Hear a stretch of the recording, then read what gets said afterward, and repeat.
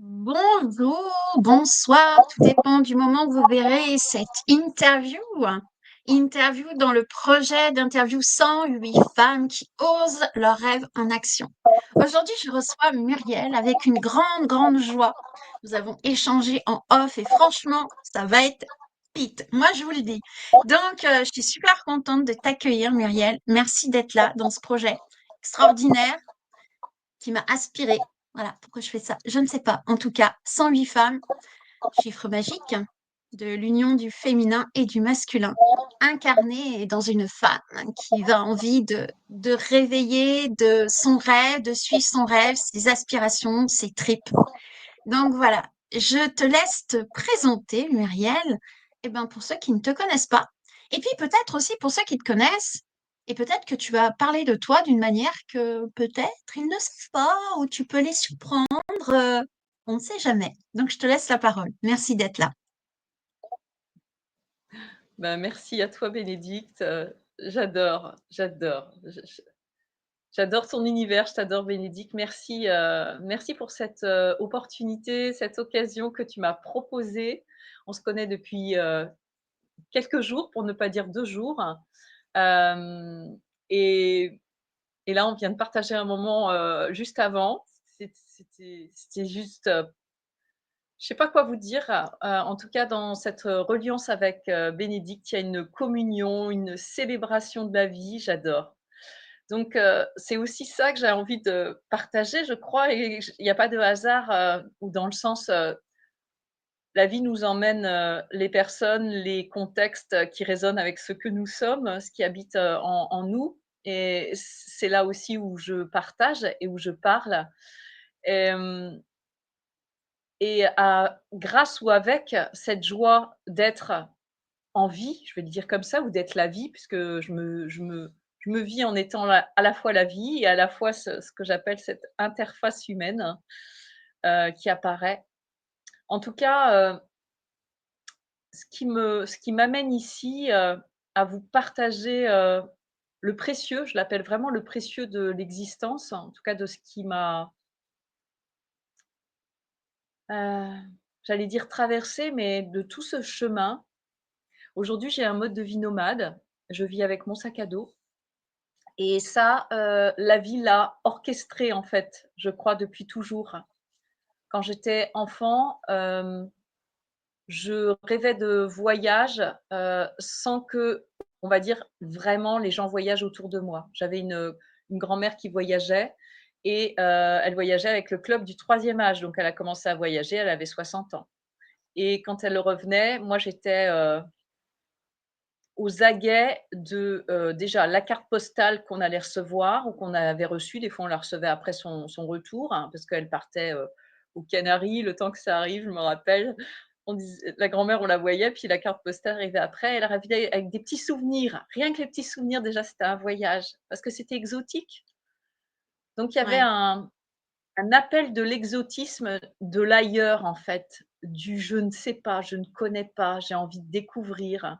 Et très rapidement, j'ai vu que j'étais captivée par, tout ce qui était voyage. Quand on me parlait de destination, de regarder les cartes postales, pendant des heures, et aussi je passais des heures sur les cartes des routes. Mes parents avaient un guide de la route, et je passais des heures à m'occuper à regarder les lignes de route sur les cartes, et je voyageais comme ça d'accord. tout le temps. Donc en fait, la vie, elle concourt à réaliser ce qui est, on va dire, un programme de vie ou d'âme. Je l'appelle pas forcément comme ça, mais c'était déjà impulsé du style en moi, dès toute petite. Donc le voyage a été, un guide, et à la fois, il s'est vraiment révélé à 38 ans. J'ai vraiment dit oui, vraiment à partir de 38 ans, de la façon où j'avais envie de le vivre, c'est-à-dire mode aventure, Hmm. mode nomade aventure. Même si je ne mettais pas de mots avant sur cette forme, hem, la vie pour moi est une aventure, mais je ne le vivais pas comme, une aventure. C'était même, très lourd avant. J'ai tout Ouais, un parcours, où, la pression psychologique conditionné en moi, hein, qui était plus extérieur, parce qu'à un moment, dans mon enfance, j'ai reçu une éducation avec un père autoritariste, des commandements tu fais ça. J'avais pas le droit à la parole, pas le droit à dire j'en veux Ouais, plus, pas le droit à dire je ne veux pas, pas le droit à dire et ça, est-ce que je peux l'avoir? Certainement pas. Et du coup, ça a conditionné des repères de limites qui n'en sont pas en fait. C'était non. Moi, j'appelle ça ouais, le non. La réponse, j'avais pas posé la question que c'était déjà non. Et des fois, je me rappelle, d'accord. j'ouvrais la bouche, c'est comme si je retenais, mon père disait: «Non», comme ça, très, très, abruptement. Et donc, Ouais. j'ai imprimé ça dans mon circuit, c'est que la vie, c'est non. Donc c'est que des Ah, interdits. Moi, j'ai une émotion quand je te partage ça parce que du coup, j'ai envie de ça, ben non. J'ai, l'élan de ça, ben non. Donc tout ça a conditionné ma vie jusqu'à un point, même s'il y a des choses qui se sont ouvertes, il y avait un enfermement mental très, très, pour moi, hein, prononcé, parce que je me sentais être cet enfant libre, enfermé dans une boîte, à double tour, en fait. ouais. Et il y avait plein de choses, «Ah ça j'ai envie de le faire», j'avais envie de faire du spectacle enfant, je me voyais faire une école à l'américaine là, il y avait, toutes ces émissions, enfin tous ces feuilletons, le où tu fais de la danse, du chant, du théâtre. Moi je kiffais, mais je vivais le téléfilm. Je me rappelle, c'était le samedi après-midi, j'avais 11 ans, moi je suis, de 72 au niveau de la date de naissance et je regardais ça et je dansais dans le générique, je vivais mais ma life, je j'étais vivante et vibrante quand je dansais sur le générique, je me rappelle et là je faisais mon show et j'avais l'impression que là, je disais: «Mais c'est ça, mais c'est ça, c'est ça, c'est ça», mais ça s'évanouissait dès que le générique était terminé. Excellent. Ouais, ouais, ouais. J'avais pas compris que la vie, ça pouvait être ça tout le temps, ça pouvait être cette danse, ce vibrant tout le temps, juste parce que je pouvais suivre mes élans. Bah, là, c'était cette connexion qui me disait: «Ah mais c'est ça que j'aime». Voilà et Ouais. c'est ça que je partage aussi aujourd'hui, c'est quand tu sens que quelque chose est bon pour toi, vas-y à fond en fait, enfin vas-y déjà. Tu sens que tu as envie d'aller dans Mmh. la nature, vas-y. Moi, c'est mon enfin c'est une de mes activités favorites.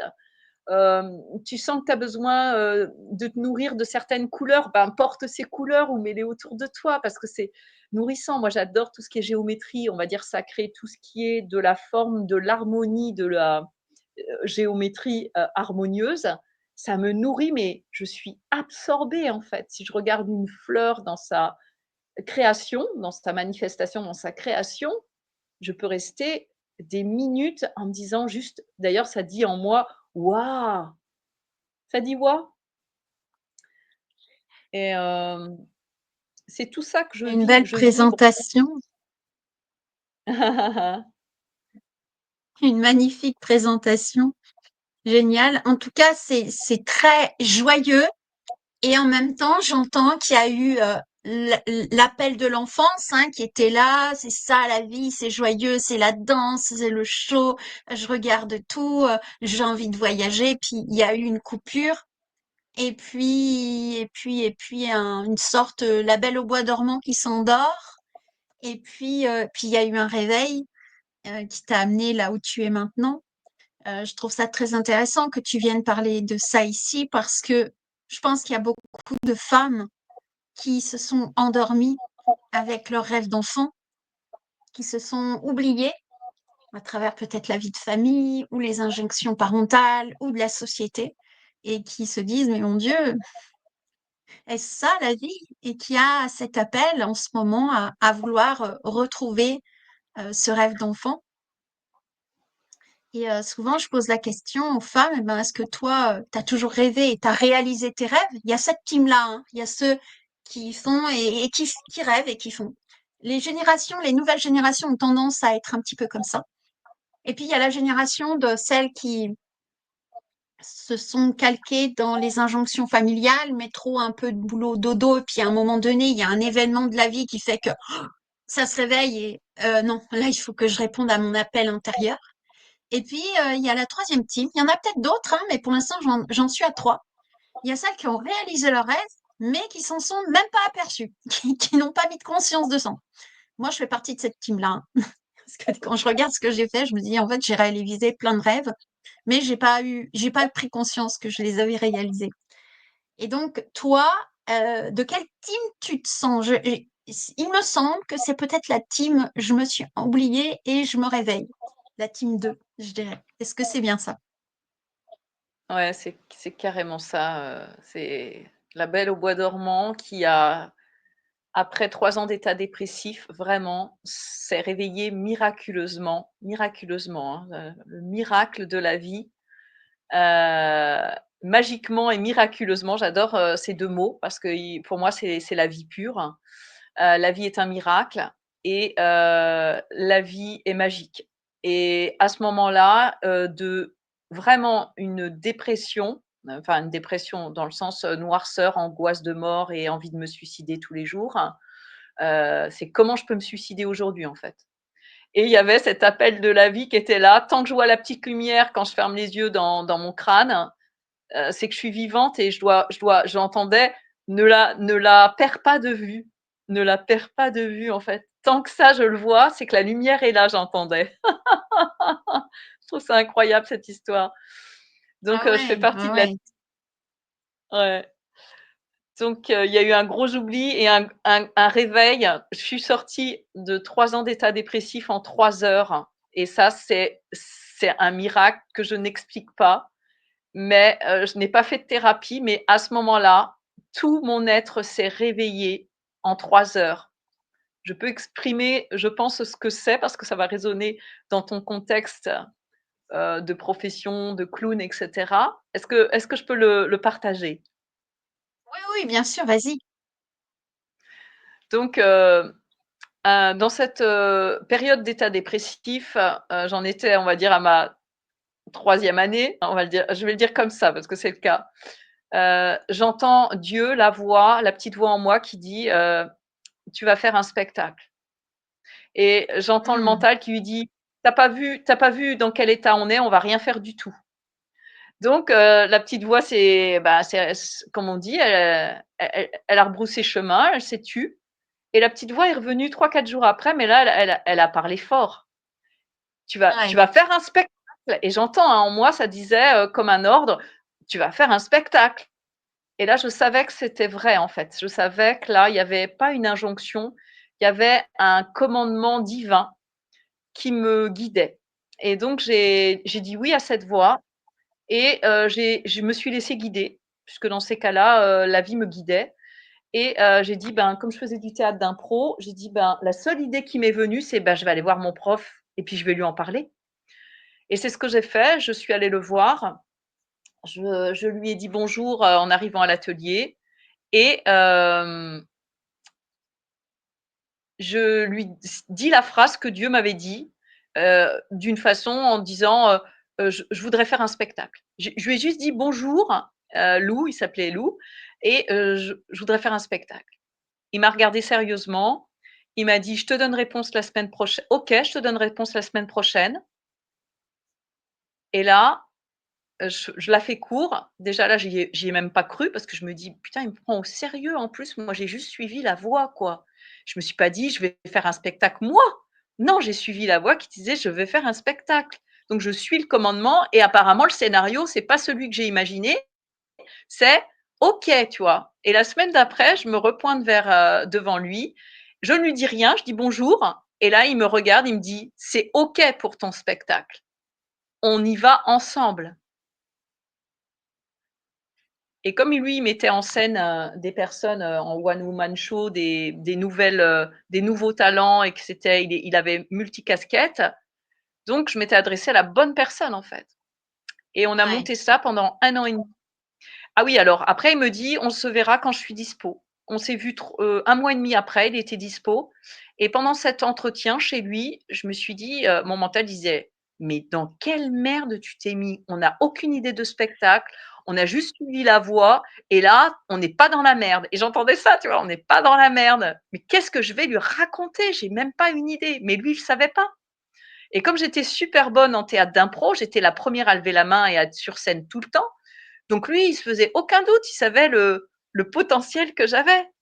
Moi, non pas je sous-estimais, c'est qu'à ce moment-là, ma valeur était de l'ordre de 0 en dehors du théâtre. C'est-à-dire, Ouais. excuse-moi, je vais le dire, j'étais comme une merde en fait. Je ne connaissais pas le précieux de la vie en moi en fait. Toujours Oui. est-il que pendant cet entretien, je commence à lui raconter ma vie tout simplement. Je suis partie d'un détail et ça s'est déployé. Et pendant 3 heures, je lui raconte mon existence par tous les schémas, on pourrait dire, pas psychologiques, mais les scènes de vie qui ont marqué ma vie. En tout cas, ça se déploie comme ça.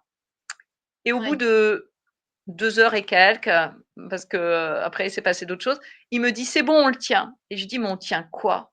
Il me dit: «Bah, le spectacle». Et là, je commence à comprendre qu'en fait, la vie, elle m'avait guidée. Et pendant tout ce temps où j'ai partagé, toutes les émotions de la vie qui étaient inexistantes pendant ces 3 années se sont révélées et réveillées. La colère, la Mmh. tristesse, la satisfaction, parce que tout était lissé au niveau, de l'état dépressif. Il n'y avait plus un système émotionnel actif, voire même en dessous du niveau zéro, je dirais. Et voire même des fois, je regardais des films où avant j'avais des émotions, je disais: «Mais là, il se passe rien du tout, mais c'est une catastrophe». Et là, j'étais repassée par toutes les émotions de la vie. Et quand je me suis mis debout pour lui dire au revoir, je me suis rendu compte qu'il y avait un geyser d'énergie qui me traversait des pieds à la tête et qui circulait comme si on avait secoué une bouteille de champagne et que ça explosait au niveau de mon chakra coronal. Et j'ai senti que la vie recirculait à travers moi, on va dire, donc ce corps. Et au niveau, ça avait débouché tous les canaux, dont le système émotionnel qui était resté bloqué pendant toutes ces années. Et en fait, ce que j'ai appris récemment, moi je ne mettais pas de nom, c'est ce qu'on appelle une montée de Kundalini, mais peu importe. En tout cas, ça a maintenu mon état de vie pendant des mois dans cette intensité d'énergie. Donc ça, ça s'appelle le Thor, hein, c'est l'énergie du Thor, hein, c'est-à-dire cette énergie qui circule à travers nous. Mais là, c'était amplifié pendant 2 mois et demi, vraiment. Je me rappelle, je vivais ça à haute dose et ça s'est tari. Après, ça s'est tari. Mais ça a suffi de me porter dans cette sortie d'état dépressif. Et à chaque fois, il y avait une pensée: «Pourvu que je retombe pas, pourvu que je retombe pas». Et ça disait: «Non Muriel, fais confiance, fais confiance, tu es sur la voie de l'ascension en fait». Mais ça Ouais. demandait à être, ancré et du coup, j'entendais: «Suis ta joie, suis tes élans, suis ce qui est bon pour toi». Et ça a ouvert cette porte sur ce que je vis aujourd'hui en fait. Ouais. Magnifique. C'est beau ce que tu racontes parce que il y a ce côté là, c'est tu nous racontes un miracle, tu nous racontes la magie de la vie et de se dire ben, que des fois c'est pas à nous de décider, c'est que ça se passe quand ça doit se passer et que parfois on a besoin de descendre dans le creux pour accepter ce creux et ce creux nous fait toucher à l'essence, en fait, dire j'aime la vie. Parce que c'est parfois ça, hein, c'est des fois, on se bat pour vivre, et puis en fait, s'il y a une sorte d'abandon presque, et puis d'un seul coup, il y a l'élan de vie qui est là, il y a toujours cette lumière intérieure, et là, d'un seul coup, ça pulse. Ça pulse. C'est la magie de la vie. Moi, je l'ai vécu à plusieurs reprises, alors peut-être pas de manière aussi intense, mais d'un seul coup, tu sais pas pourquoi tu dis oui, et tu dis oui. Et là, tu vis le truc. Tu sais pas ce qui se passe. Il y a la phrase qui dit: fais ci, fais ce truc-là». Et il y a un truc qui fait: «Non, mais je vais pas faire ça». Si, si, tu vas le faire. C'est comme ça que j'ai fait, ma page Facebook, le théâtre intérieur de Choucroutine, ma page, de ma clown Choucroutine. C'est comme ça que c'est arrivé. C'est comme ça que j'ai fait le spectacle. C'est comme ça que je suis allée sur Compostelle. C'est comme ça. Il y a plein de choses que je fais comme ça, en fait, en réalité. Ça arrive comme ça. C'est intéressant de pouvoir écouter cette voix qui est là, tu vois? Qui est là. Elle est là. Tu peux pas la nier et ça revient et ça revient et ça revient en permanence et tu peux pas la nier cette voix-là, en tout cas. Donc merci beaucoup de témoigner ça parce que cette voix, elle est là. De toute façon, quand c'est le moment, c'est indéniable. C'est là. C'est super chouette de pouvoir, mettre ces mots-là et de pouvoir le partager et de se dire, «Waouh, Mmh. merci. Vraiment merci». Et hem Et là, j'ai envie de te parler un petit peu, ben, justement, quand on arrive face, il y a le mental qui dit non, mais tu peux pas faire ça, donc il y a ces peurs. Puis parfois, il y a même l'extérieur qui vient appuyer sur ces peurs-là, qui dit non, mais tu vas pas faire ça. Comment ça se passe quand toi, d'un seul coup, il y a une peur qui arrive? Surtout ben, quand tu pars en voyage comme ça, tu dois, à mon avis, te retrouver dans des situations parfois complexes ou en fait, même pour le spectacle, hein, le moment où il faut monter sur scène et aller au bout, il y a toujours ces peurs qui arrivent là. Comment toi, tu fais face à ces peurs, à ces obstacles, je dirais? Ces frictions qui sont là, qui d'un seul coup mettent un peu le grain de sable, tu vois, qui dit ah, ça rip. Et comment tu le vis et comment euh, qu'est-ce que tu vois derrière ces grains de sable qui grincent un petit peu? C'est intéressant ce que tu me demandes parce que aujourd'hui n'est pas hier en fait. Je ne il y a donc ça c'était le spectacle, c'était en 2009, 2008-2009. La peur était pas vécue comme aujourd'hui, c'est-à-dire elle prenait une grande place encore. Ouais, Mais il y a des espaces, comme suivre cette voie, qui est non négociable en fait. Donc ouais, quand, tu vois, j'ai des frissons quand je te dis ça, c'est-à-dire quand je suis la voix et qu'elle a suffisamment je lui ai suffisamment laissé la place, c'est-à-dire dit oui, hein, tout simplement. J'abdique, je me mets à son service. Donc le personnage que je suis est juste là pour suivre les informations, donc ça s'appelle se laisser guider, hein. Le mental, forcément, il fait bla bla bla bla bla, il te raconte que des choses, ben, qui te ramènent dans le connu, hein, parce que lui, il a peur, en fait, hein, ce qui n'est pas une personnage, c'est énergétique, hein, c'est une entité énergétique, hein, qui fait que reproduire ce qu'il connaît et donc la peur, quand elle était là, comme ce que je te disais, la peur de retomber en état dépressif, elle était très présente, ça me prenait les tripes, hein, ça me prenait les tripes. Et ça disait: «Non, non, non, ne suis pas ce mouvement, ne suis pas cette pensée, tout va bien se passer», tu vois? Il y a quelque chose en moi aussi qui s'auto-rassurait et qui disait: «Non, je peux pas être arrivé là pour retomber dans les abîmes, quoi». Genre, c'est bon, j'ai ouais, mijoté pendant 3 ans. Donc il y a quelque chose aussi qui s'auto-rassure dans le bon sens, hein. C'est pas, je veux éviter, le pire, mais pour moi là, c'était le summum. C'était l'horreur, hein. Humainement, hein, cette ouais, expérience, elle est pour moi, elle a été, tu vois, j'ai une émotion, horrible, le mot est faible, puisque c'est des angoisses de mort du matin au soir, hein. Il y a juste la mort qui ouais, m'habite, en fait, hein. Donc waouh, c'est chaud, hein. Et dernièrement, ouais, j'ai été retraversée par des angoisses de mort, comme quoi, c'est pas parce qu'un chapitre, a l'air d'être résolu que, la mémoire ne s'active pas pour plein de raisons. Donc j'étais face à une expérience, traumatique, qui s'est créée à travers moi et là, des nuits entières à être traversées par ces angoisses, mais en pleine conscience. C'est-à-dire, je sais que je ne suis pas ouais, ça et à un moment, ça a lâché, j'ai dit: «OK, je sais que j'ai juste à accueillir», c'est-à-dire à arrêter de nourrir la lutte, parce que c'est ça la peur. La peur est là, qu'est-ce que j'en fais? Est-ce que je la suis? Je la suis pas. Apparemment, si je l'ai suivie même un microgramme, elle a déjà une action dans ma réalité, c'est-à-dire elle est déjà en train d'agir, on va dire contre moi, contre la vie. Parce que quand il y a pas de danger en plus, voilà, je suis dans mon lit, je vois bien que rien ne m'attaque et tout a l'air de m'attaquer. Dans mon esprit, quelque chose se sent et dans mon organisme attaqué, c'est l'état de survie. Rien n'est vrai mais tout est réel. Rien n'est vrai, mais ouais, tout est réel, c'est vécu pour vrai. Donc la peur est là, je la vois, je la goûte. Waouh, ça a peur de mourir en fait, ça a peur de mourir, ça a l'air vraiment vrai.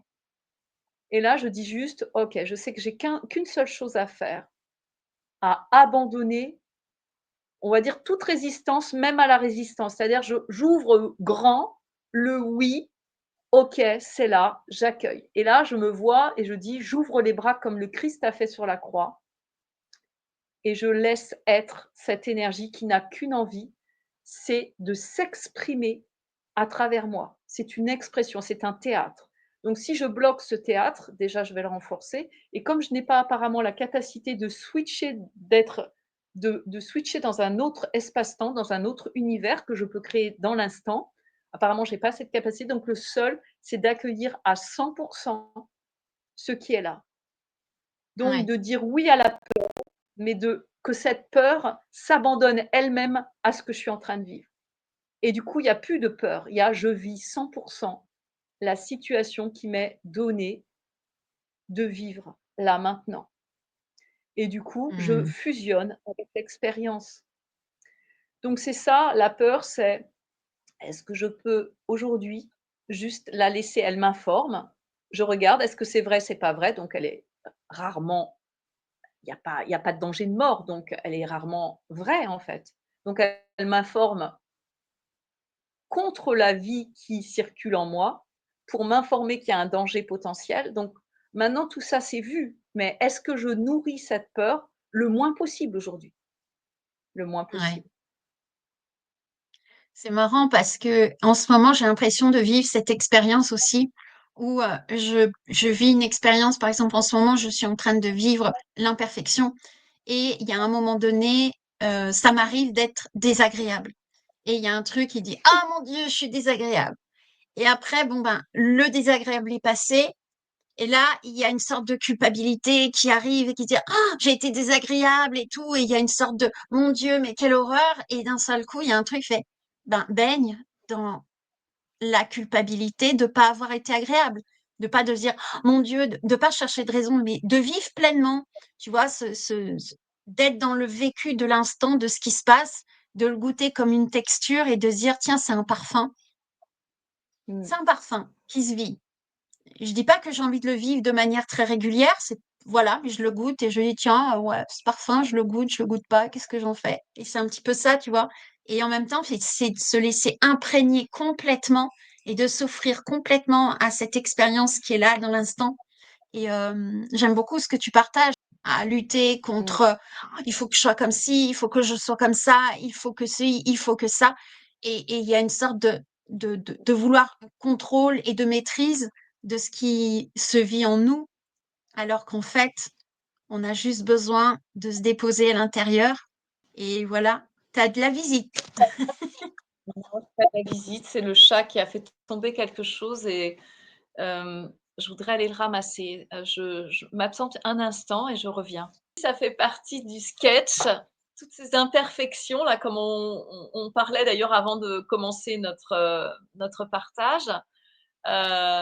Là, en fait, il y a une pensée que je viens de capter quand ce cahier tombe par terre et je regarde la l'importance que ça a dans mon univers, le fait que le cahier soit tombé par terre, que je dois aller le ramasser pour une raison que moi-même, c'est important pour moi et je regarde Oui, mon film, en fait, parce qu'en fait, la vie, c'est pas ce que je veux, c'est ce qui se passe et des fois, ce que je veux et ce qui se passe, il y a un écart, ouais. voire un grand écart. Mais est-ce que je peux juste le vivre? Vivre ce grand écart, c'est ça qui est intéressant. Je trouve que, enfin, en Mmh, tout cas, le message est assez intéressant. Surtout, nous, en tant qu'humains, on voudrait, j'ai décidé ça et ça va se passer comme ça. Alors qu'en fait, ça pourrait se passer carrément autrement et d'accueillir ce qui va se présenter en disant, mais j'avais pas prévu ce truc-là sur mon planning. Tu vois, c'était prévu comme ça et comme ça. Et toi, ben justement, tu vois, tu t'es sur ta vie nomade, donc j'imagine que dans cette vie-là, tu es en perpétuelle adaptation ou tu réajustes ou tu fais avec les éléments qui se présentent. Est-ce que tu peux nous parler un petit peu de ta vie nomade, justement, euh, qui a mmh. débuté, je suppose que c'est le fait d'avoir fait ce spectacle qui t'a petit à petit amené à reconnecter ben, déjà au spectacle et puis après à l'envie de voyage qui t'a emmené là à cette vie que tu as choisie là maintenant ou qui t'a choisi, je ne sais pas. Mmh. Ouais, bah, ouais, c'est, là, rien que ce que tu viens de dire, ça ouvre, plein de sujets, en fait. J'ai juste envie de remettre pour, les auditeurs ou les auditrices dans un contexte, c'est que j'avais un poste de cadre en industrie, que j'ai quitté il y a 15 ans. Donc j'avais un poste, responsable santé, sécurité, environnement, un truc bien cadré, bien carré, le truc qui me passionne pas du tout. Donc tout ce que je faisais, c'était non pas à contre-cœur, mais à contresens, en fait. à contresens de ce que je sentais de la vie. C'est fou comment, cette perfection imparfaite était parfaite parce que je ne savais pas faire autrement et choisir, mon grand oui à la vie, ça c'était le grand non, en fait. Je choisissais que le Ouais, non, c'est-à-dire, ben, ça me plaît pas, je le fais et je sais ce qui me plaisait. Je c'était plutôt voyager, faire des trucs commerciaux parce qu'il y avait de la rencontre, du partage, de la voilà, il y avait du partage humain. Moi, je savais ce que j'aimais, la nature et le partage humain. C'est très simple, en fait, j'ai toujours su, en fait. Et puis tout ce qui était spectacle et tout ça, moi j'ai baigné enfant, on faisait des spectacles, heu, avec c'est ma cousine qui organisait tout ça, elle avait mon âge et je sais pas, c'était une magicienne. Elle transformait tout, toujours est-il que j'essaye de remettre un petit peu par rapport à ta question, comment je vais répondre. Donc il y a ce contexte professionnel que je quitte. Avant, il y a eu cet événement de 3 années d'état dépressif, donc qui était un an et demi avant que je quitte, ce poste et quand j'ai quitté ce poste, il y avait déjà une ouverture vers le voyage qui était: «Maintenant, j'ouvre pour explorer mes potentiels». Donc là, je m'offre la vie, non pas de rêve, mais la vie que je sens vivre. Je ne sais pas comment ça va se passer, mais là, je n'ai pas de programme et là, je vais ouvrir sur mes potentiels. C'était vraiment la phrase, c'est: «Je veux vivre l'expression de mes potentiels, je ne les connais pas, je vais explorer, explorer». Donc il y avait ce côté aussi aventurier, exploratrice que je me suis donné vraiment d'ouvrir.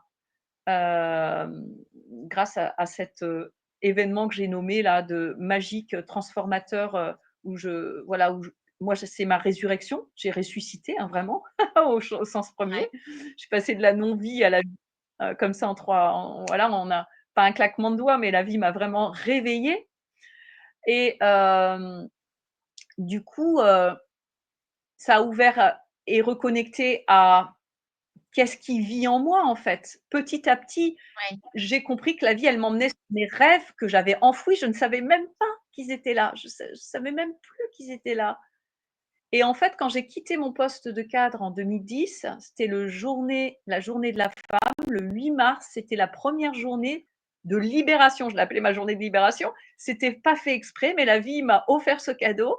J'ai découvert que le 1er jour, c'était le 8 mars. J'ai dit: «Waouh, quelle belle symbolique!» Et j'ai entendu en moi: «Qu'est-ce que tu as vraiment envie de faire?» Il était 8h30 du matin.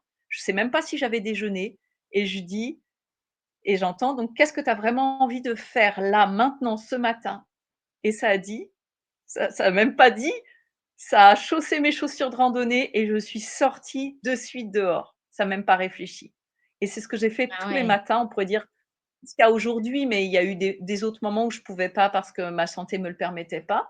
Mais a été, je passe du temps dans la nature, en fait. Et ça, ouais. c'était ma nourriture. Mmh.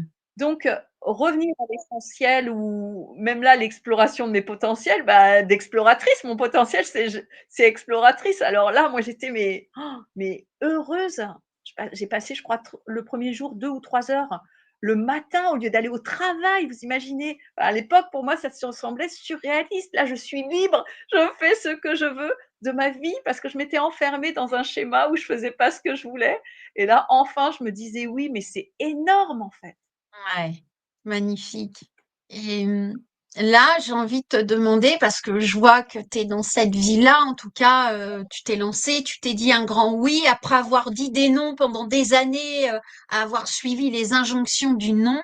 Là, d'un seul coup, ben, après avoir, traversé la vague de je dirais dans une vague, de nuit noire de l'âme, hein, si on peut appeler ça comme ça. Et d'un seul coup, il y a un réveil et là, il y a un oui qui s'invite de plus en plus. Et tu vis ton Mmh. oui à chaque instant.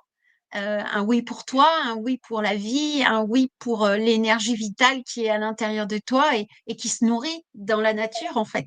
Ouais et tu vois, quand tu as dit 2 choses et je me ressouviens aussi de ta proposition, de parler de cet appel vers, la réalisation de mes rêves aussi. 2e chose, j'ai refait vraiment la nuit noire de l'âme. Ça s'est revécu il y a 7-8 ans en arrière, donc d'une façon pleinement consciente. Donc là, j'avais l'information, «Laisse-toi traverser, tu as rien à faire». Ouais. Donc là, j'ai vécu des angoisses de mort, pendant plein de périodes. Pendant 1 an et demi, ça a été un nettoyage, j'appelle ça vraiment un nettoyage. Ça a encore ouvert des possibles et en fait, le premier rêve que j'ai senti de réaliser quand, j'ai ce poste qui s'est arrêté, que j'ai quitté ce poste de cadre, c'était j'avais fait ma liste de rêves et premier sur la liste, c'était: «Je voyage en sac à dos, je pars à l'aventure en sac à dos». C'est le premier en fait et je me le suis Ouais, vraiment offert. Ça a pris du temps, il y avait beaucoup de peur, beaucoup de résistance. Quand je dis ça a pris du temps, entre le moment où j'ai dit: «OK, je prends ma liste de rêves, lequel je veux vivre maintenant?» Eh bien, je suis partie, ouais, combien on va dire? Pas si longtemps, donc ça, c'était en mars et je suis partie, en août au Québec avec mon sac à dos vivre 1 mois d'aventure. Et quand je partais à l'aventure, donc j'ai fait 3 voyages en 1 an, parce que je voulais partir tout le temps, en fait. Je me suis dit: «Mais ça, c'est mon premier ouais, rêve, il faut vraiment que je me nourrisse, il faut que je m'abandonne à cette énergie en moi qui a soif d'exploration, d'aventure». Et il y a des livres qui avaient été mis sur mon chemin qui m'ont appelée vers ça, comme Alexandra David Neil, qui est la première femme exploratrice à la fin du 19e siècle, qui est partie avec, des nomades dans l'Himalaya, la première femme qui fait ça avec des hommes. À l'époque, c'était surréaliste. Donc ouais, moi, ça m'a nourrie, en fait. Donc j'ai dit oui à ce rêve de voyage, on va dire à l'aventure déjà, donc ça c'était en 2010. J'ai fait 3 voyages initiatiques, vraiment, initiatiques du style je partais avec des phrases. Qu'est-ce que j'explore dans ce voyage? Le premier ça a été le lâcher prise et la confiance. J'ai vécu ça, ça m'a été mis en lumière tout le voyage. Le deuxième, c'était la foi en la vie. Je suis partie à Bethléem, Jordanie et Égypte, sur des lieux saints et là, j'ai vécu cette foi et cet abandon aussi, cette confiance de façon enfin, multipliée par 1000 en fait. Et ouais. après je suis partie, voir les Mayas, les temples mayas, en Égypte, pas en Égypte, pardon, au Mexique et là, j'ai rien vécu de ce que je voulais, sauf que ça a dit, à un moment où j'en pouvais plus de visiter les pyramides alors qu'il faisait 40 degrés et que j'en pouvais plus, moi j'aime pas la grosse chaleur, ça a dit: «La lumière est en toi» et là, je savais que je pouvais Mmh. rentrer chez moi. Parce que je croyais chercher à l'extérieur, c'est la un peu la prophétie de l'alchimiste de Paulo Coelho. Tu fais le Oui, tour du monde, mais en fait, le message, c'est rentre chez toi. Il va rien se passer ouais, c'est d'autre. marrant Rentre parce chez toi. que C'est-à-dire ouais, tu disais ça et je pensais tout à fait, je pensais à ça justement et je me suis dit: «Ah ouais, OK, ça me fait penser tout à fait». On fait le tour du monde. D'ailleurs, dans le bouquin que j'ai écrit, il y a un petit texte sur la paix et en fait, tout le monde cherche la paix en réalité. On la cherche, des fois, on va à l'autre bout du monde, on tourne, on va ailleurs et en fait, la paix, elle est en nous.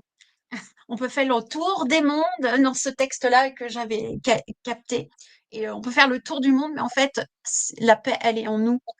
Je trouve ça, c'est beau ce que tu expliques là, parce que finalement, on pose des intentions et on fait des expériences et au bout du compte, on se rend compte que c'est nous qu'on cherche à rencontrer, qu'on cherche à redécouvrir et aller véritablement vers soi, en fait, au bout du compte.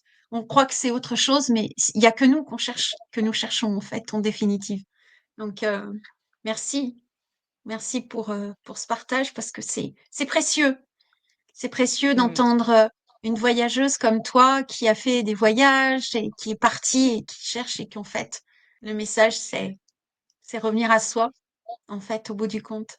Oui, la vie m'a fait revenir, tout le temps à moi puisque nous sommes tout, partout, en tout lieu et nous nous projetons dans tous les espaces, à travers toutes les personnes. En fait, il n'y a que nous, hein, il n'y a que nous en termes d'essence pure, la source divine qui crée toute cette, manifestation pour nous voir partout, nous regarder, nous admirer, nous comprendre, voir qu'est-ce que c'est nous? Eh ben, nous le savons tout le temps. Il suffit juste d'ouvrir les yeux, les écoutilles, de sentir et de voir que tout me raconte moi, en fait. Mais ça, je ne le savais pas à l'époque. Ça s'est découvert et maintenant je peux en parler comme ça. Mais il y a eu cette quête spirituelle dans tout ce voyage, donc dans ce nomadisme. Ça a commencé, en achetant un fourgon aménagé en 2011, donc il y a 14 ans. Ouais. Je me laisse pareil, j'avais quitté cet emploi et puis, j'entends en moi qu'il est, important aussi que je choisisse, un lieu qui me nourrit, autrement aussi, parce que j'avais un espace-temps, illimité, on va le dire comme ça, et je faisais de la biodanza à l'époque et pour moi, ça remplissait mais un espace énorme, ça me nourrissait et je voyais pas vivre sans biodanza et j'étais à 1 heure et demie, il fallait que je fasse 1 heure et demie, pour aller à l'atelier et je me suis dit: «Ben, je vais aller habiter, dans la ville où il y a la biodanza». Comme ça, moi, j'ai plus de travail, j'ai pas de, comment on dit? D'attache, donc je suis allée habiter là-haut. Pourquoi je te dis ça? C'est que, quand j'ai déménagé ou quand j'allais déménager, je me suis dit: «OK, là, je vais déménager, je sais pas vraiment où je vais habiter. Je sais que je vais aller dans cette ville, mais je me sens pas tout de suite, de louer quelque chose ou de prendre quelque chose» et j'ai dit à la vie, «Envoie-moi, un projet parce que là, à part la biodanza, je n'ai rien. J'ai l'impression d'être un peu à vide». Oui. Et puis bon, je raconte pas, mais pareil, c'est tout un concours de circonstances. On pourrait appeler ça encore un miracle ou une guidance, mais magique. Et je vais voir un film qui s'appelle Mange, prie, aime de Julia Roberts. Et en allant voir ce Oui. film-là, je vois que tout me parle. Tout parle de moi. Je pleure, je quitte la salle, mais dans un vécu émotionnel tellement touchant. Ça avait touché tout mon être, ça avait réveillé tout mon être. Et quand je rentre en voiture chez moi, je me rappelle, je vois mon projet arriver comme si on déroulait un écran de cinéma et je vois le fourgon, j'avais pas du tout d'idée, qu'est-ce que j'allais faire et je vois un fourgon et moi à l'époque je voulais, faire du théâtre, faire une tournée théâtrale mais un peu dans les rues et là je vois le fourgon qui m'apparaît et ça dit: «Tu vas aller faire une tournée artistique avec un fourgon aménagé, tu vois, dès cet été» en fait et la vie a contribué à ce que je réalise ça 1 an après. Mais en tout cas, le fourgon est apparu en 2011, enfin en 2010. En 2011, je l'ai acheté et 2 ans après, il y a eu un appel et ça a dit: «Tu vas aller» pareil, hein, c'est une épopée, hein, je raconte tout ça dans un livre que je suis en train d'écrire parce que quand je lis ma propre ou que je la raconte, je me dis, tu vois, même là, quand je me dis: «Mais» avant, moi, je lisais des livres comme ça, je disais: «Mais moi, je veux vivre ça, je veux vivre ça, je veux vivre ça, ça a l'air excitant», tu vois? Et en fait, je me rends compte que quand je raconte, mais c'est que des trucs, on va dire, incroyables qui se sont passés. Bref, je vais faire un camp chamanique et dans ce camp chamanique, on doit poser une action. Grâce à ce que tu as vécu là, qu'est-ce que tu as envie de poser pour quand tu vas rentrer chez toi? Qu'est-ce que tu as envie de faire vraiment? C'est-à-dire d'acter dans la matière. Et là, ça a dit de suite, hein, c'est pas le mental, je vais aller vivre les pieds dans l'herbe. Donc j'avais déjà le fourgon, mais je ne vivais pas dedans. J'avais déjà fait pas mal d'allers-retours. J'avais vécu un petit côté nomade, mais en allant, dans un lieu que j'aimais beaucoup à l'époque et là, ça j'ai compris en fait que maintenant j'allais partir avec le fourgon vraiment sur les routes et pareil, je l'ai pas choisi, Mmh. ça s'est imposé à moi. Maintenant, tu vas aller vivre les pieds dans l'herbe. Ça veut tout dire en fait. J'entends la profondeur du message. C'est je passe à une autre dimension de vie en fait. Là, je suis dans un confort, j'ai un petit appartement et cetera, parce qu'entre 2 j'avais trouvé un appartement. Ça faisait 3 ans que j'y étais et là, j'entends: «Tu vas quitter tout ça et tu vas aller vivre avec dans ton fourgon et les pieds dans l'herbe». C'est-à-dire je vais vraiment être en contact avec cette terre-mère qui m'apporte tout, tous les jours, en fait. Et donc ça a pris cette forme, plein de formes, mais je raconte pas tout peut-être aussi, mais j'ai été vivre, dans un camping à la ferme où on a fait un petit collectif avec des amis, enfin des nouveaux amis pour ce qu'on appelait le vivre ensemble, explorer le vivre ensemble. Suite à ça, il s'est passé plein de choses, dont la nuit noire de l'âme qui est arrivée et un peu avant, j'ai emprunté la voie d'un courant miracle qui est un enseignement spirituel qui apparemment a été canalisé, mais qui moi m'a nourri, mais qui a renversé mon esprit, ce qu'on appelle le renversement de l'esprit, qui a déjà bien, préparé le terrain et déjà 2 ans avant, j'avais été appelée à faire ce processus, mais je l'avais laissé à la 17e leçon parce qu'il y a 365 leçons, 1 leçon par jour et là, je l'ai fait à fond pendant 1 an et 1 mois. C'est-à-dire je vivais pour ça. Je vivais pour Ouais. suivre l'enseignement d'un cours en miracle. Au début, je l'ai fait toute seule, tellement j'étais le feu de divin qui me tenait, même s'il y avait beaucoup de programme qu'on appelle l'ego spirituel, j'étais tenue par je veux goûter à cette substance que je sens, qui est moi, mais qui ne se révèle pas encore. Donc, Oui, suite à ça, en fait, j'ai vécu avec le fourgon, mais pas tout le temps dedans aussi. Il s'est présenté sur mon chemin, qu'on me prête, une cabane, une maison, une caravane, tout voilà. J'ai vécu aussi, de façon nomade, comme là aujourd'hui, en gardant des maisons et des animaux. Donc ça se représente, j'avais dit non, j'ai dit là cette année: «Non, non, ça on exclut» et puis la vie me le repropose et en fait c'est un bonheur. Là, je garde 2 chats, d'une d'une d'un autre univers, je vais dire comme ça, avec qui j'ai une connexion, j'adore. Je me dis: «Waouh, merci, j'avais dit plus jamais» et en fait, je suis dans un lieu, exceptionnel. Donc c'est ça aussi être nomade pour moi, ce rêve, c'est bouger, changer, le nouveau, la rencontre, l'inconnu, l'exploration, la découverte, enfin, tout ça, c'est mon quotidien et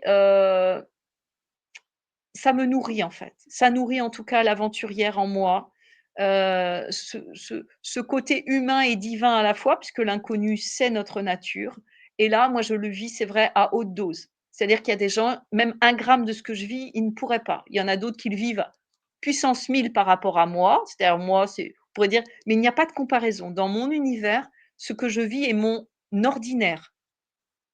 Ce n'est pas banal, ce qui c'est me mon ordinaire. ouais. Ce qui me vient là, c'est que finalement, je dirais que chacun, en fait, si on est à l'écoute de cette voix-là, sans vouloir maîtriser, sans vouloir contrôler, et qu'on est à l'écoute de cette voix, qu'on prend le temps de l'écouter, on va être amené à vivre exactement ce qui est bon pour soi. Toi, tu vis ce qui est bon pour toi. Pour certains, ça va être beaucoup, pour d'autres, pas assez. Enfin, peu importe, à la limite, ça n'a pas d'importance. Mais par rapport à ton besoin, à toi qui est là, en fait, tu as les réponses qui arrivent, qui te guident, et ça s'ouvre, en fait. Il y a, je trouve, que enfin, tu incarnes parfaitement la magie de la vie, c'est-à-dire que tu te laisses guider par cette voix qui t'aspire. Le courant miracle, moi je l'ai pas lu, mais j'en ai entendu parler, et c'est vrai que ben c'est le miracle de la vie qui est là, qui est présent. Moi, je l'ai connu un petit peu en allant sur le chemin de Compostelle, parce que c'est pareil, hein, d'un seul coup, tu dis, tiens, moi, j'avais pas trop préparé un chemin de Compostelle. J'ai décidé que j'allais, si, j'ai commencé à Mmh. marcher un petit peu avant, mais après, je suis partie comme ça, hein, avec un sac trop chargé. J'en ai renvoyé, je savais pas par où j'allais passer. Finalement, je suis passée par le Camino del Norte. Je savais même pas qu'il y avait autant de parcours que ça. Et je me dis, bah, c'est génial parce qu'en fait, j'ai pris le chemin qui me correspondait le mieux et c'est juste extraordinaire. Et j'aime bien ce message que tu transmets de se dire, allez, on écoute un peu cette voix qui est en nous, cette voix qui est là, qui est parfaite pour nous, qui nous guide. Et s'abandonner en tout cas à cette aspiration. Il y a vraiment de l'aspiration à dire, tiens, il y a la voix qui nous dit, en tout cas, si on a envie de l'écouter et qu'il y a des moments, ben, elle est là. Et qu'on s'abandonne à cette voix, c'est chouette. J'ai même envie je te remercie Bénédicte et j'ai envie de partager aux divines nomades, puisque c'est le mouvement que je crée là, depuis, presque 2 mois et je sens que ça m'habite de plus en plus, d'inviter toutes les divines nomades, ces femmes, dans ce mouvement intérieur, ce retour à l'essentiel, intérieur-extérieur, ce voyage intérieur-extérieur, qu'en fait, hem, qu'est-ce que je voulais partager dans le précieux que tu disais? Tu vois, je sais plus, ça m'a voilà, ça tu vois, ça j'adore. La source crée et décrée aussitôt. Il y a c'est éphémère, tout ce théâtre est très éphémère. Je ne sais même plus ce que je voulais dire. Pourtant c'était enfin plus qu'intéressant, j'avais envie de rebondir, mais dans le sens, appuyer ton propos. Qu'est-ce que tu disais, Bénédicte? Ben, en fait, je disais que on peut contrôler, mais quand on abandonne ce contrôle et qu'on écoute cette voix qui est là en nous, qui est très insistante, et puis que des fois on le met de côté, et que finalement on est dans une lutte permanente contre cette voix qui nous amène vers ce qui est le mieux pour nous. Et le mieux pour nous, il est incomparable en quelque sorte. hein, comme tu le disais si bien, toi, ce que tu vis, il y en a certains qui pourraient pas le vivre, et puis pour d'autres, ouais, bon, ben, tu vis ça, quoi, tu vois, ils sont encore plus dans un nomadisme encore plus, encore peut-être plus éthéré, encore, je dirais, je ne sais pas, ou une vie encore plus aventureuse. Mais peu Mmh. importe, toi, tu as la vie exactement qui te correspond par rapport à ta propre nature, par rapport à tes propres aspirations, et d'écouter cette voix qui nous guide, qui nous aspire à dire, fais ce truc-là. Et en fait, c'est faire silence pour écouter cette voix-là. Et là, en fait, on est dans la magie de la vie.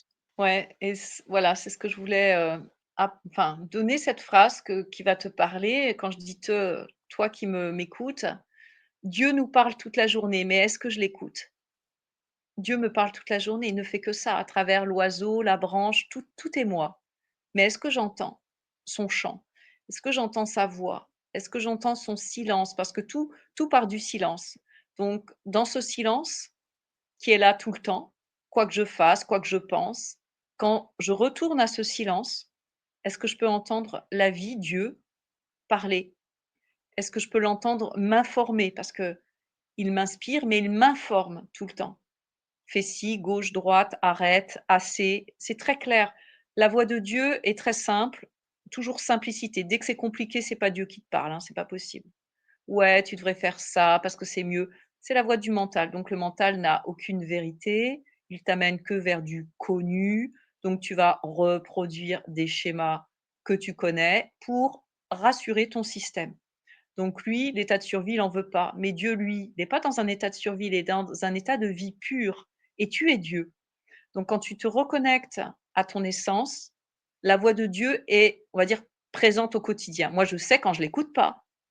Quand il me dit: «Arrête de manger, c'est bon, on est assez repu là, moi et le corps, c'est pas la peine» et que je lui en mets plus, je sais que ça a des conséquences mais je le fais en pleine conscience. C'est ça la différence. C'est que quand je Oui, j'outrepasse le le commandement divin, qui n'est pas un commandement, qui est simple, c'est: «Arrête, gauche, droite, fais ci, fais ça, suis ton élan», parce que suivre l'élan, c'est naturel. Ce qui est pas naturel, c'est de le freiner, en fait. ouais, C'est de le freiner. Et je vois encore qu'il y a des espaces en moi qui sont freinés parce que ces espaces ont été surconditionnés à rester dans le petit, dans la non-vie et ça, on les a tous. Par contre, maintenant, ils sont mis dans une telle lumière que je peux les voir comme si on me mettait une loupe, qui grossit par 10 000 tout le temps, en fait. Donc je ne peux plus ouais, me dire: «Tiens, Dieu ne m'a pas la vie ne m'a pas averti», c'est pas possible. Je vois tout est vu, en fait, depuis la conscience que je suis, la présence, ce silence que je me vis en tant que présence. Du coup, je vois le sketch et le film de la vie de Muriel, en fait. Je vois le sketch de ma vie et donc je vois que là, ça veut pas encore abdiquer parce que c'est très clair: «Arrête, tu as assez mangé» et que ça continue. Je te dis parce que c'est mon sujet d'actualité, depuis des années et moi, je mange très peu, j'ai très peu de besoins, j'ai eu plein de problèmes, on va dire problèmes entre guillemets, dysfonctionnement, de santé alimentaire, pour des voilà, des choses qui se passent dans ce corps et du coup, ça a mis juste en lumière des choses qui étaient déjà là, mais la vie concourt à nous libérer. Elle ne fait que ça. mmh, Mais est-ce que je peux la suivre, ouais. en fait? Est-ce que je peux lui dire: «Oui, je sais que tu sais mieux que moi», en fait?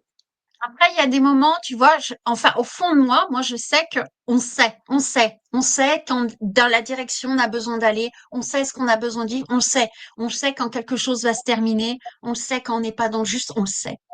C'est quelque chose qu'on sent au fond de nous, si vraiment on est honnête et sincère avec nous-mêmes.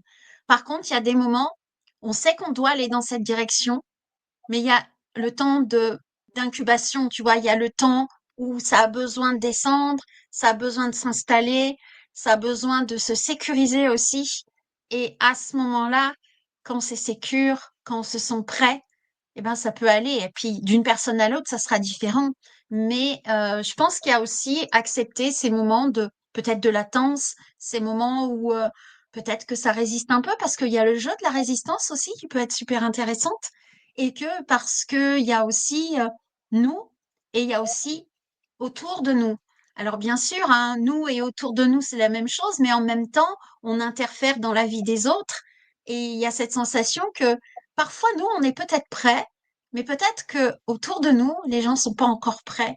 Et comment on fait par rapport à ça? Tu vois, il y a aussi ce truc-là de se dire, tiens, moi, je vais aller dans cette direction.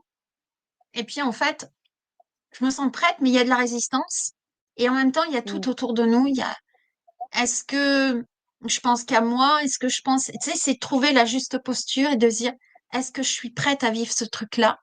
Et il y a pour moi, il y a une co-création, une interdépendance qui fait que par moment, il peut y avoir des rechutes, il peut y avoir des moments de latence parce que autour de moi, ça se prépare aussi. Tu vois, ça se prépare pour que j'arrive au bon moment. Il y a cette notion-là qui vient. Comment ça te parle, ce que je viens de dire là? Et ben, je vais te répondre avec, 2 niveaux de conscience. Mon niveau d'avant et là, je viens d'être informée de suite, de cette, création quantique, hein. C'est une création quantique, hein, c'est-à-dire, tu crées avec tous les éléments. Si tu sais que tu es le créateur pur de tout, tu sais que tu crées aussi cette latence, cette intégration, comme s'il devait y avoir du temps pour faire les choses et les intégrer. C'est une croyance. Donc c'est ça que je reçois comme information là et de plus en plus, je reviens à ici et maintenant, qu'est-ce que je peux créer? Donc je peux décréer ma maladie, je peux décréer cette croyance, je peux recréer un univers sur mesure, c'est-à-dire tout a l'air d'être apocalyptique autour de moi. Je peux créer le paradis en une seconde. Est-ce que je me dis oui pour créer ce paradis en une seconde? J'ai compris que maintenant je pouvais le créer sur mesure et de plus en plus, j'active ça. C'est-à-dire j'ai la carte et la baguette magique, j'ai la carte de on pourrait dire de la vie, du paradis et j'ai la baguette magique. Donc là, dans l'instant, qu'est-ce que j'envoie comme pensée? Puisque tout est fréquence et vibratoire. Qu'est-ce que j'envoie comme pensée? Et le monde peut se transformer instantanément juste parce que là, comme diraient certains, je suis sur la haute fréquence divine, c'est-à-dire je n'ai pas de doute à ma que le résultat de ma création est immédiat. Ça s'appelle le déjà accompli, le croyez comme si vous l'aviez déjà reçu, disait Jésus. Alors c'est une parole, mais moi, elle a beaucoup d'impact, beaucoup de, je donne beaucoup de valeur à cette phrase parce que c'est la phrase de la création. C'est-à-dire, Ouais. dès que tu dis je ou je suis, tu crées. Donc et dès que tu le penses, déjà ça commence par la pensée. Donc si tu penses qu'il faut des temps d'intégration et de latence, c'est ce que tu vas créer. Parce qu'on le dit depuis, Mmh. même les experts, les spécialistes, les spirituels te disent: «Il y a un temps d'intégration». Oui, peut-être et peut-être pas. Il y a des je fais partie de cercles de prière de guérison. Il y a des guérisons immédiates. Les gens, il y en a, ils ont, on pourrait dire, rien demandé, ils ont pas la foi, ils reçoivent la guérison. Pourquoi certains, pourquoi pas d'autres? On ne sait pas tout ça, mais tout est possible maintenant. Donc si je me remets maintenant dans ce que tu évoquais, c'est-à-dire, oui, apparemment, il y a des temps d'intégration. Apparemment, le corps, l'esprit, notre environnement a besoin de temps, mais c'est encore une histoire qu'on se raconte. C'est une belle histoire. J'ai envie de partager ça aujourd'hui parce que c'est ma réalité et c'est ce que je partage, c'est ce que j'intègre aujourd'hui dans le sens, j'en fais plus que ma croyance, j'en fais ma ligne de vie en fait. Je Ouais. marche les 2 pieds Ouais. dans «c'est déjà accompli» et tout ce qui me fait dire que c'est pas accompli, donc les peurs, les croyances, les conditionnements, je vais les voir puisque j'ai demandé à les voir. Je vais demander à voir pourquoi je crois qu'il faut du temps pour aller à Hong Kong. Non, j'y suis déjà et si je suis mon mouvement, je peux prendre un billet, aller à l'aéroport et tout va se faire. Pas parce que je le veux, parce que c'est déjà fait. Et donc on dit: Ouais. «J'ai pas d'argent». Je dis ça parce que ce sont des éléments même dans le voyage. «Ouais, j'ai pas d'argent, je peux pas voyager». Peut-être, mais il y en a plein qui voyagent avec 0 €, ils ont rien, ils font tout leur est offert. Moi, je fais beaucoup de stop, pas parce que je veux économiser de l'argent, parce que c'est un gros kiff. C'est l'inconnu total, comme je disais dans un post dernièrement. C'est l'aventurière qui se pour moi, c'est le must de l'aventure, le stop. C'est-à-dire, je ne sais pas qui va me prendre, quand, mais je suis déjà arrivée dans ma tête, il n'y a aucun doute, ça c'est inscrit, que je vais arriver à une des fois même c'est avant l'heure que je me suis fixée, des fois c'est après, mais en fait tout se déploie magiquement et miraculeusement tout le temps. Donc est-ce que je peux mettre mes 2 pieds dans mon pouvoir divin, on pourrait dire personnel mais divin, que tout est déjà accompli et de marcher tout le temps là-dedans et d'arrêter de croire qu'il faut du temps, qu'il va falloir, je le dis, hein, par rapport à une conversation qu'on a avec Bénédicte, 21 jours pour intégrer quelque chose. Non, je peux l'intégrer là maintenant. Je dis à mon système conscient, ma création, là maintenant, c'est intégré définitivement. Je n'ai pas besoin d'y revenir. Ça me sera rappelé dès que j'en ai besoin. Et j'informe mon système, on va dire, de croyance, mais de création, que c'est ma nouvelle règle. Tout est intégré maintenant, immédiatement. Je n'ai pas besoin d'un processus de déploiement. Oui, je peux y croire, mais c'est ce que je demande.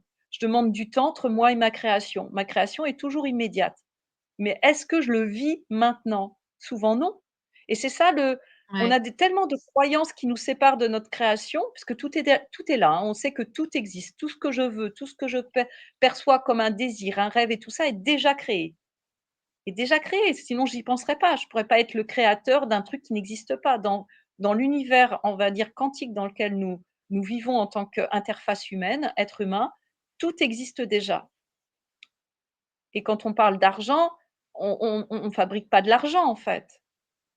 C'est une entité énergétique et du coup, on sait que, l'univers, ce que nous sommes, cet univers est abondance même. Quand ça va se matérialiser, pas forcément sous la forme de l'argent déjà, c'est la meilleure réponse que l'univers a pour moi. C'est intéressant. En tout cas, ton discours rejoint tout à fait celui de Laura Nathalie que j'ai interviewé dernièrement. Et, euh, et donc, c'est vraiment ce discours-là qui est en ce moment, ce message qui est en train d'être passé. Donc, il y a des choses qui sont en train d'arriver. Tu fais partie de ces messagères qui sont en train de dire, on peut créer dans l'immédiateté. Et donc, ben, c'est en train de se faire. C'est vrai qu'on est dans un passage où, ben, il y en a qui le vivent déjà. C'est déjà là, donc ça veut bien dire que ça existe. Il y en a qui sont en cours de passage. Il y en a qui sont, ben, qu'est-ce que ça existe, ce truc-là? C'est pas possible. Enfin, tu vois, il y a vraiment ce truc-là qui fait que Mmh. on est dans une transition en ce moment, dans un changement de paradigme où, step by step, en tout cas, on prend Mmh. conscience de plus en plus qu'on a ce pouvoir créateur et bien entendu, ça nous ramène à notre prise de responsabilité de tout ce qu'on crée. Ouais, c'est un sujet très vaste en réalité. On pourrait en parler encore pendant des heures parce que c'est passionnant tout ce que tout ce que tu nous partages là. Je te remercie vraiment beaucoup. Ça ouvre des espaces et je me dis, ben voilà, il y a peut-être une femme qui va passer là, qui est en train de se poser des questions, qui va t'entendre et qui va dire, ah ouais, je peux créer là, moi, maintenant. Et qui va se dire, tiens, je vais essayer. C'est peut-être d'essayer, hein. C'est un peu ça. En fait, en off, on discutait parce qu'on a eu un échange toutes les deux avec Muriel il y a hier ou avant-hier, je sais plus. Et ça m'a fait connecter à ma fréquence licorne. Voilà, je l'annonce, hein, à la fréquence licorne. Et j'étais en train de me dire, voilà, je mets en place 21 jours, après 100 jours pour vibrer la fréquence licorne parce que je sens qu'il y a quelque chose dans cette fréquence-là qui est très joyeuse et en même temps, je pense que tout est possible. Et il y a un truc qui dit, mais c'est pas possible que tu puisses penser ça, tu vois. Et il y a un truc qui fait, si, c'est possible. Donc voilà, donc je vais faire l'expérience me dire, tiens, bon, je peux mettre en place les 21 jours, mais en se disant, mais peut-être que demain, la fréquence licorne, elle est déjà là. Le tout est possible, il est déjà là et c'est déjà créé, là, tout de suite, maintenant. Donc, c'est ça qui est rigolo. Mmh. Donc, mais Ouais, merci, c'est comme là, tu vois, je me dis, ces interviews-là qui sont là, normalement, tu es le 72e, ben, 72 déjà, tu vois. Et je me dis, ben, ça a pris du temps et en même temps, c'était bien, ça s'installait. Et comment ça va se continuer, j'en sais rien. Il y a quelque chose d'extraordinaire qui est en train de se mettre, de l'ordre de la fréquence licorne, je dirais. Comment ça va se passer, je sais pas. Mais je trouve ça très joyeux. Et merci en tout cas. Et là, j'ai envie de nous amener sur le chemin de se dire au revoir et, euh, et de dire, mais quel est le mot que tu voudrais partager là, maintenant, à une mmh, femme qui passe là? Qui s'est arrêté le temps d'un instant, emporté par ce que tu transmets, et qui est là et qui est à l'écoute et qui aura peut-être besoin d'un message. mmh. Qu'est-ce que tu as envie de lui Ben, dire? j'ai envie de te dire, toi, la femme, aime-toi et le ciel t'aimera parce que tu es déjà aimée. au centuple. La vie t'aime, tu es cette vie. Mais est-ce que tu te reconnais? Aime-toi. Dans tout ce qui apparaît de toi, aime-toi, embrasse-toi, embrasse ce qui est toi. Aime-toi. Mmh. Merci, merci. Gratitude. Moment fabuleux de partage. Je te remercie beaucoup. Magique, précieux. Alors, si vous passez par là, si vous êtes là, parce que vous avez été transporté par ce voyage que nous venons de vivre avec la présence de Muriel, je vous invite à mettre des pouces, à mettre des likes, à partager, à vous abonner à la chaîne Bénédicte au cœur de soi. Et puis, peut-être qu'une femme autour de vous a besoin, ou peut-être même un homme hein, a besoin d'entendre ce message-là. Donc, faites-le. Faites-le parce que le message de Muriel a besoin d'être entendu par la planète entière. Voilà ce que j'ai envie de dire. Merci à toi pour ce moment fabuleux que nous avons partagé. Et si vous Merci à avez toi, envie Bénédicte. d'aller à la rencontre euh, des divines nomades, eh ben, vous avez tous les liens pour vous mettre en lien avec Muriel autour de cette vidéo. Et puis, si vous avez envie de me soutenir dans ce projet 108 femmes interviewées, il y aura aussi le lien pour la cagnotte. Et donc, je vous remercie pour votre Mmh. contribution. Et je vous dis à bientôt pour le prochain interview. Merci. Merci.